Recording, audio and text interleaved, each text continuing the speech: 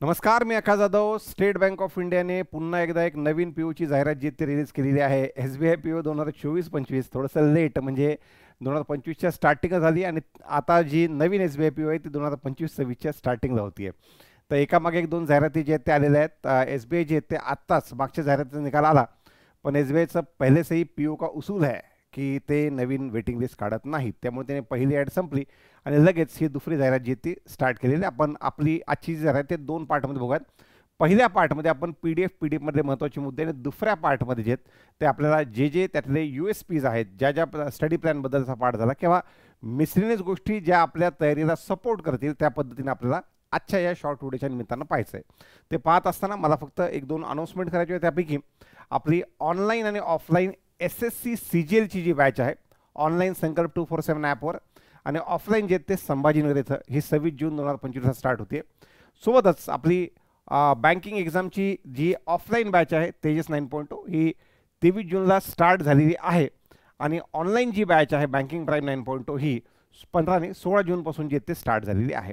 तर ज्याही विद्यार्थ्यांना banking offline, banking online, तुम्हाला बँकिंग ऑनलाईन 16 जून, बँकिंग ऑफलाईन 23 जून, SSC ऑफलाईन, SSC ऑनलाईन 26 जून, ह्या पद्धतीनं आपल्या जे ते हा पोस्टर जुना आहे, मागचा पोस्टर मी यूज केला आहे, ह्या पद्धतीनं बॅचेस जे आहेत ते अटेंड करता येतील. बघा, आपण आपल्या महत्त्वाच्या कंटेंटवर येऊयात. महत्त्वाच्या कंटेंटवर येताना हा आहे आपला ही आहे आपली जाहिरात. जाहिरात मागच्या वर्षीमध्ये ह्या वर्षीमध्ये काही फरक केलेला नाही आहे. 24 जूनपासून ते 14 जुलैपर्यंत तुमच्या एक्झामचे जे ते ॲप्लिकेशन असतील. मागच्या SBI पीओमध्ये पॅटर्न चेंज केला होता प्री आणि मेन्सचा. 35-35-30 होऊन तो पॅटर्न 30-30-40वर आणला होता. तो जो मागच्या वर्षी SBI पीओचा पॅटर्न होता तोच ठेवण्यात आलेला आहे. त्याच्यामध्ये बदल केलेला नाही. एक्झाम 3 पार्टमध्ये येईल. फेज 1 म्हणजे प्री, फेज 2 म्हणजे मेन्स आणि फेज 3 म्हणजे सायकोमेट्रिक टेस्ट, ज्याच्यामध्ये ग्रुप ॲक्टिव्हिटी आणि इंटरव्ह्यू ह्या पद्धतीने असणार आहे. SBI आपली जाहिरात वेगळं घेतं, ते IBPS सोबत मिक्स करून बाकी बँकांसोबत घेत नाही. एकच ॲप्लिकेशन भरायचं आहे. जर एकापेक्षा जास्त ॲप्लिकेशन विद्यार्थ्यांनी भरले तर जो शेवटचं ॲप्लिकेशन असेल ते ग्राह्य धरण्यात येईल. त्यांचं म्हणणं आहे की तुम्ही जे प्री एक्झामचं कॉल लेटर आहे ते एक्झामच्या हॉलमध्ये सबमिट करू नका. प्रीचं कॉल लेटर जपून ठेवा ओरिजिनल, आणि ते मेन्सच्या ठिकाणी मेन्सच्या एक्झामला जाताना सोबत तुम्हाला जसं आहे तसं ओरिजिनल सोबत घेऊन जायचं आहे. तर ते हरवू नका. सिबिल स्कोअरबद्दल आता प्रत्येक बँका बऱ्यापैकी कडक झालेल्या आहेत, त्यामुळं स्वतःचा तुमचा सिबिल स्कोअर चांगला ठेवण्याचा प्रयत्न करा. जागा 500 रेग्युलर आणि 41 बॅकलॉग अशी म्हणून 541 आहेत. थोडं कमी आहेत. आता लगेचच्या लगेच सांगू नका की पटकन सर तुम्ही 3000बद्दल सांगितलं होतं. आता नेमकं काय की जे SBIचे चेअरमन बोलले CS शेट्टी, आता त्यांचे वेगळे अंदाज काढण्याचे प्रयत्न असतात. काही अंदाज चुकतात, काही बरोबर येतात. 3 महिन्याआधी SBIची जाहिरात येऊ शकते. आपण ते डिस्कशन पण झालं होतं. तर 10 योग्य गोष्टीमागे एखाद दुसरी, 10 व्हॅलिड गोष्टींच्या पाठीमागे एखाद दुसरी इनव्हॅलिड गोष्ट किंवा या पद्धतीने अंदाज चुकतातच. पुढे या. तर 541 वेकन्सी, त्याबद्दल आपण बोलूयात. एक्झाम ॲप्लिकेशन 24 जून ते 14 जुलै आहे.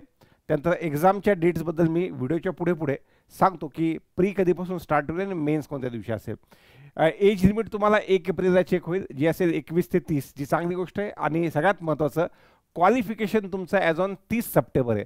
तर ज्या मुलांनी आत्ता फायनल इयरचे एक्झाम दिलेले आहेत असे सगळेजण ज्यांचा निकाल 30 सप्टेंबरपर्यंत लागेल, हे सगळेजण ही एक्झाम देऊ शकतात आणि दिली पाहिजे. कारण की ही जर एक्झाम तुम्ही आत्ता दिली, आत्ता BA, BSc, BCom, BE, BSc agri pass केलेल्या पोरांनो, फ्रेशर पोरांनो, तुम्ही जर आता ही एक्झाम दिली, तुम्हाला एक फ्लो कळून जाईल की अपकमिंग IBPS कॅलेंडर तुम्हाला कसं टॅकल करायचं. तर जुन्या नवीन सगळ्या मुलांनी जागांच्या संख्येकडे न पाहता आपण ज्या कॅटेगरीमध्ये आहोत त्याच कॅटेगरीतून एक्झाम दिली पाहिजे. पुढे जर तुम्ही बघितलं, फायनल इयर अपेअर मुलं ज्यांनी आत्ता एक्झाम दिलेली आहेत ते मुलं एलिजिबल आहेत. स्क्राईबसाठी 1 स्टेप बिलोचं मला कुठं दिसलं नाही. इंग्लिश 40, क्वांट 30, रिझनिंग 30, असा 100 मार्काचा 20 मिनिटाचा आहे. प्रीमध्ये सेक्शनल कट ऑफ नाही, पण मेन्समध्ये सेक्शनल कट ऑफ आहे. प्रीपासून मेन्सपर्यंत 1:10च्या रेशोमध्ये मुलं घेतात. म्हणजे समजा 541 जागा असतील तर अंदाजे 5,500 मुलं ही मेन्स देतील आणि मेन्सपासून इंटरव्ह्यूपर्यंत 1:3च्या रेशोमध्ये घेतात. प्री आणि मेन्स दोघांना सुद्धा 1/4 अर्थात 25%चं नेगेटिव्ह आहे. प्रीमध्ये सेक्शनल कट ऑफ नाही, पण मेन्समध्ये सेक्शनल कट ऑफ आहे. मेन्समध्ये तुम्ही 60 मार्काला क्वांट, 60ला रिझनिंग, 60ला GA आणि 20च मार्काला इंग्लिश, ह्या पद्धतीने. पण प्रीमध्ये इंग्लिशचं वेटेज जास्त असल्यामुळे तुम्हाला कोणताही सब्जेक्ट जो आहे तो सोडता येणार नाही.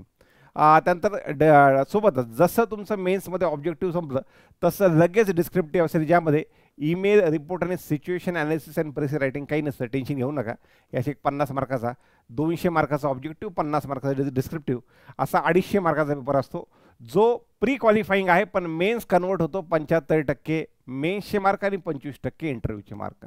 75-25. तर इंटरव्ह्यूचे वेटेज इकडं आपल्या IBPS एक्झामपेक्षा जास्त आहे. IBPS एक्झाममध्ये इंटरव्ह्यूचं वेटेज हे फक्त 20% असतं, इकडे 25% आहे. बघा त्यानंतर प्रीपासून मेन्सपर्यंत 1:10, मेन्सपासून इंटरव्ह्यूपर्यंत 1:3 ह्या रेशोमध्ये मुलं घेतात. बाकी जी तुमची इंटरव्ह्यूचा पार्ट आहे, ज्यामध्ये ग्रुप एक्सरसाइज 20 मार्क आणि इंटरव्ह्यूचा पार्ट हा 30 मार्क, असा आधी जसा होता, माझ्या वेळेस पण जसा होता बिलकुल तसाच आहे, त्याच्यामध्ये काही चेंज येतो नाही. 75% मेन्स आणि 25% इंटरव्ह्यू ह्या पद्धतीने आहे. एक्झामचे सेंटर्स दिलेले आहेत. एक्झामचे सेंटर महाराष्ट्रात भरपूर ठिकाणी प्री आणि मेन्सचे. पगार पोरांनो, मुंबईसारख्या ठिकाणी सगळे बेनिफिट्स ॲड केले तर तुम्ही SBIचे 20,43,000 कलेक्टरपेक्षा जास्त पगार तुम्हाला मिळू शकतो. पण काम आहे तितकंच आहे. ज्यामध्ये जर तुम्ही बघितलं तर बाकी बँकांचा पगार 48,480 पासून चालू होतो. ह्यांच्या 4 ॲडव्हान्स इन्क्रीमेंट्स आहेत. बघा, एक इन्क्रीमेंट आहे 2,000ची, तर 4 इन्क्रीमेंट, जेवढं मला कळतंय, चुकवू शकतं, तर 8,000 तुमचं बेसिक चालू होणार आहे 56,480 पासून. हे बेसिक असेल आणि मग याच्यावर सगळे बेनिफिट्स या पद्धतीने पुढे ॲड होतात. बाकी बँकांचं बेसिक 48,480 पासून चालू होतं. ग्रामीण बँकाने IBPSच्या ह्यांची 4 इन्क्रीमेंट, हे 2-2-2-2, हे 4 इन्क्रीमेंट म्हणजे तुमचं बेसिक चालू आहे 56,480 पासून. पुढे तुमचा 2 लाखाचा बॉन्ड असेल. पगाराच्या हिशेबानं बघायला तर 2 लाखाचा बॉन्ड हा खूप तुच्छ बॉन्ड आहे, खूप कमी आहे. जर तुम्ही 3 वर्षाच्या सोडलं तर काही जास्त बॉन्ड नाही आहे. तुमचा 2 महिन्याचा पगार पण येतो. पुढे एक्झामसाठी फीस 750 आणि SC ST आणि PWD कॅन्डिडेटला फ्री आहे. फ्री आहे. त्यातल्या त्यात SC ST PW कॅन्डिडेटने तरी हा फॉर्म मला असं वाटतं मनावर घ्यावा आणि भरून टाकावा, सगळ्यांनीच भरावा. पुढे चुकीची कास्ट टाकून फक्त एक्झाम द्यायची म्हणून भरू नका. नंबर ऑफ चान्सेस जे आहेत ना, ते जनरल आणि EWSसाठी 4 आहेत आणि SC ST कॅटेगरीच्या मुलांना रेस्ट्रिक्शन नाही आहेत. सगळ्यात महत्त्वाचं, पोरं ह्या चान्सेसकडं UPSCचे चान्सेस असल्यासारखं पाहतात. उगाच अशा पद्धतीनं नाटकं करायची नाहीत. बिंदास अप्लाय करायचं. तुम्ही काही 4 वर्षी एक्झाम देत बसणार नाही. काही UPSC किंवा MPSCची टक्कल पडेपर्यंतची एक्झाम नाही आहे ही. 1-2 वर्षाच्या काळामध्ये पास होणारी एक्झाम आहे. 3 वर्षाच्या काळामध्ये पास होणारी एक्झाम आहे. तुम्ही काही 4 अटेम्प्ट द्यायला तुम्ही काही 4-4 वर्षे तयारी करणारे पोरं नाहीत. त्यामुळं बिंदास त्या अटेम्प्टकडं कोणी बघावं, UPSCवाल्याने बघावं, कोणी बघावं, MPSCवाल्याने बघावं. तुम्हाला अटेम्प्टकडे पाहण्याची जे ते काही गरज नाही आहे. बरं, अजून त्यांचं म्हणणं आहे की जर तुम्ही प्री अटेम्प्ट केलं आणि प्री फेल झाले तर तो काही चान्स पकडला जाणार नाही, फक्त मेन्सवाला पार्ट चान्स पकडला जाईल. तर त्यामुळं एकदम हवेत जाऊ नका की माझी प्री निघणारच आहे म्हणून, पण बिंदास अप्लाय करून टाकायचं. ॲप्लिकेशनची प्रोसेस आपलं टिपिकल IBPSचं ॲप्लिकेशन, ते काळी शाई का निळी शाई, बालवाडी, त्याच्यानंतर त्यामध्ये तुम्हाला काय काय मिळतं हे मी काही गोष्टी सांगत बसणार नाही. इकडे महाराष्ट्रात प्रीची एक्झाम सेंटर अमरावती आहे, छत्रपती संभाजीनगर आहे, चंद्रपूर आहे, धुळे आहे, जळगाव, कोल्हापूर, लातूर, नागपूर, नांदेड, नाशिक, पुणे, रत्नागिरी, सोलापूर, मुंबई, ठाणे, मुंबई आणि नवी मुंबईचा पार्ट आहे. मेनसाठी एक्झाम सेंटर फक्त संभाजीनगर, नागपूर, पुणे, नाशिक, कोल्हापूर आणि मुंबई हे सेंटर असतील. प्री आणि मेनसाठी ॲम्पल नंबर ऑफ सेंटर्स त्यांनी जे ते उपलब्ध करून दिलेले आहेत. तर ह्या पद्धतीनं आहे ॲप्लिकेशनची प्रोसेस. बाकी सगळ्या गोष्टी इथं आल्या की आपण थोडंसं पुढे आपल्या महत्त्वाच्या पार्टवर येऊयात. सर, अचानक जाहिरात कसं काय? अचानक नाही आली, बऱ्यापैकी ती शेड्यूल्ड होती. फक्त थोडासा डाऊट होता की यार पहिली जाहिरात संपली तर लगेच दुसरी कसं काय, पण त्याच्याबद्दलचं आडली इंटिमेशन होतं. सर, एवढ्या कमी जागा ह्याचं ते इंटिमेशन नव्हतं. आता ह्या कमी जागांबद्दलचं इंटिमेशन नव्हतं, पण त्याला आलिया भोगासी या पद्धतीने म्हणून आपल्याला पुढे झालं की आलेल्या एवढ्या जागा आहेत आणि यातून आपल्याला आपलं मॅक्सिमम करायचं आहे. सर, सगळ्यात महत्त्वाचं, हा फॉर्म आपण का भरावा? अरे दादा, ही एक्झाम जुलै एंड आणि ऑगस्टमध्ये आहे. बघा, ही एक्झामची प्री आहे 27 जुलैपासून पुढं, मेन्स आहे 13 सप्टेंबरला. महिन्याभरात प्री इथपासून चालू केलं तर तुझ्या अपकमिंग NICL AOला, तुझ्या अपकमिंग IBPS POला, IBPS SOला सुद्धा ह्या सगळीकडे फायदा होईल. इथून ॲप्लिकेशन चालू करून दे. तर ह्या अपकमिंग एक्झामला त्याचा बेनिफिट होतो. त्यातल्या त्यात SC ST फीसच नाही आहे आणि जनरल OBC EWSला फीस जी आहे ती 750 रुपये असणार आहे. सर, आता SBI कधी? तर जुना व्हिडिओ बघून घ्या, त्या पद्धतीने सांगितलं होतं, बिलकुल त्याच पद्धतीने इमिजिएट आय गेस सप्टेंबरमध्ये मागचा व्हिडिओ बघा, मागच्या व्हिडिओचा रेफरन्स सेमच आहे, काही बदललेलं नाही आहे. ज्यात तुम्हाला आधी 3-1 महिन्याआधी सांगितलं होतं.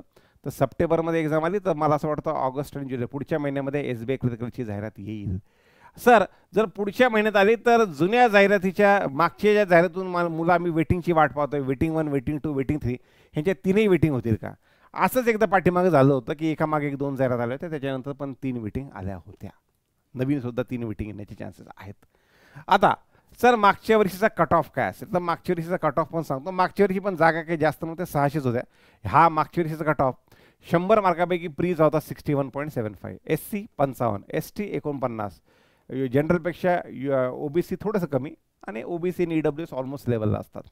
इकडे या, तुम्ही बघितलं मेन्सचा जनरलचा कट ऑफ. आता मेन्समध्ये तो कट ऑफमधला गॅप वाढत जातो बरं का. जनरल आहे 87.5, SC आहे 75, ST आहे 75, OBC आहे 75, EWS आहे 87.5, ह्या पद्धतीने आहे.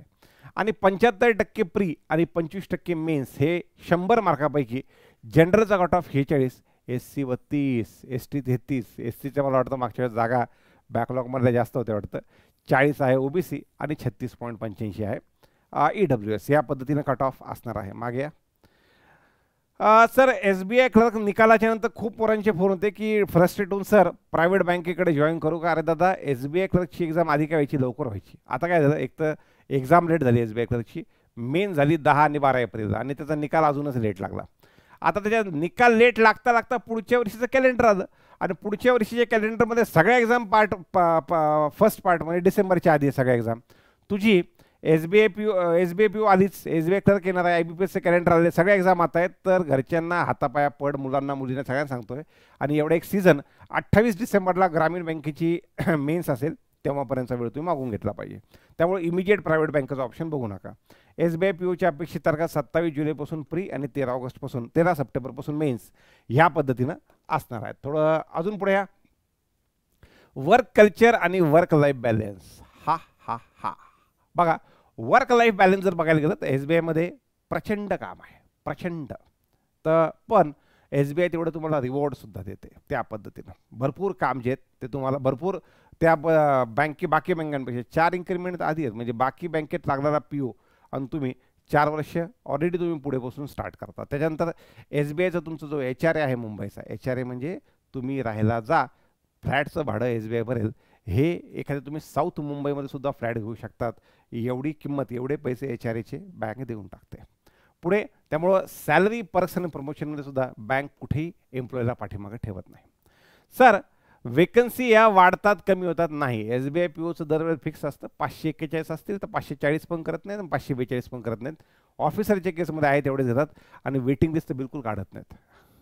पुढे सर मला समजा हा वर्कलोड जास्त वाटायला लागला, व्हिडिओच्या खालचे कमेंट बघितले, मग कमेंटमध्ये एखादा फेक एखाद्या बँकेच्या 4 वर्षापासून प्री पास न झालेल्या मुलांनी कमेंट टाकली की मी SBI PO आहे, खूप जास्त मला त्रास आहे, आम काय डम काय, तर माझा कॉन्फिडन्स कमी होतो.